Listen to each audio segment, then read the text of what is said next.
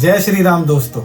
हाल ही में 22 जनवरी को अयोध्या में श्री राम मंदिर का इनॉग्रेशन किया गया, जहां प्राण प्रतिष्ठा हुई, श्री राम लला की मूर्ति की स्थापना की गई, जिसका इंतजार 500 सालों से किया जा रहा था। जिस स्थान पर भगवान राम का जन्म हुआ था, वहाँ पर मंदिर के निर्माण को कोई शक्ति रोक नहीं सकती और मंदिर वहीं पर। हमारी कितनी पुश्तें हैं जो इस दिन का इंतजार देखती रह गई, पर इसे देखने का सौभाग्य हम लोगों को प्राप्त हुआ।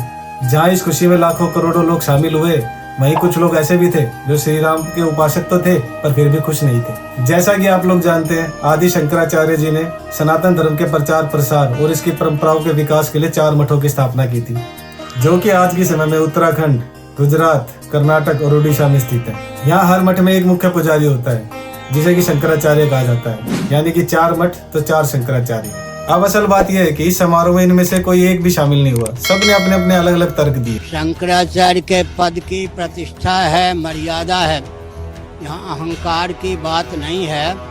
हमारे लाडले प्यारे प्रधानमंत्री जी मूर्ति का स्पर्श करके उन्हें प्रतिष्ठित करेंगे, गर्भगृह में वो लोग रहेंगे और बाहर ताली बजाते हुए हम शंकराचार्य रहेंगे। यह क्या शास्त्रीय मर्यादा है? उत्तराखंड के शंकराचार्य ने कहा कि मंदिर भगवान का शरीर होता है और उसकी चोटी भगवान की आंखें, कलश उनका सिर और जो ध्वजा मंदिर में लगी होती है वो उनके केश कहलाते हैं। उनका कहना है कि ऐसा शरीर जिसका सिर है ना आंखें, उसे जीवित करना सही नहीं है। ऐसे ही अलग अलग कारण देकर लोग वहां पर नहीं पहुंचे। मेरा सिर्फ इनसे ये पूछना है कि शंकराचार्य जी की फिलोसफी के अनुसार भगवान तो कण कण में है। जब भगवान हर जगह मौजूद है तो फिर ऐसे तर्क देना ही क्यों? ऐसे में श्री राम लला की मूर्ति, जिसे मैसूर के मूर्तिकार अरुण योगी राज ने दिन रात लगकर बनाया हो, जिसमें लाखों करोड़ों हिंदुओं की आस्था बसी हो, क्या ऐसी मूर्ति में भगवान विराजमान नहीं होंगे? ऐसे ही न जाने कितने अपनों की वजह से जो वहां नहीं पहुंचे, अलग अलग तर्क देने की वजह से ये सारा समारोह सिर्फ एक चुनावी राजनीति कहलाई गई, जहाँ देश के लाखों लोगों की आस्था एक उत्सव का रूप लेने लगी हो, जिसका साक्षी बनने के लिए बॉलीवुड के एक्टर्स, पॉलिटिशियन, यहाँ तक कि हमारे कुछ मुस्लिम भाई भी शामिल हुए। वहाँ ऐसे बड़े लोगों को आपसी मतभेदों को बुलाकर इसमें शामिल हो जाना चाहिए। धर्म का स्वरूप लोगों की आस्था और उसके विश्वास पर आधारित होता है।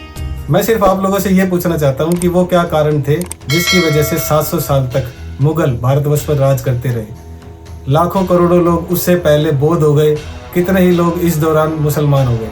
वो क्या कारण थे जिसकी वजह से भारत का गौरवशाली सपूत कहलाने वाले पृथ्वीराज चौहान, उनकी अस्थियों को भारत लाने में 800 साल लग गए। ऐसे में मैं शुक्रिया अदा करना चाहूंगा शेर सिंह राणा जी का, जिनके अथक प्रयासों की वजह से इस महान सपूत को भारत की मिट्टी मिल पाई। हम सबने बचपन में एक कहानी सुनी है, एक लकड़ी आसानी से कोई भी तोड़ सकता है, पर वहीं कई लकड़ियां एक साथ मिल जाए तो उन्हें तोड़ना बड़ा मुश्किल होता है। धर्म भी यही कार्य करता है, वह लाखों करोड़ों लोगों को एकजुट कर देता है। ऐसे में हम भारतवासियों को ऐसे ऐतिहासिक पलों का खुशी से एक साथ मिलकर स्वागत करना चाहिए। जय हिंद, जय भारत। राम भारत की आस्था है, राम भारत का आधार है, राम भारत का विचार है, राम भारत का विधान है, राम भारत की चेतना है, राम भारत का चिंतन है, राम भारत की प्रतिष्ठा है, राम भारत का प्रताप है, राम प्रवाह है, राम प्रभाव है, राम नेति भी है, राम नीति भी है।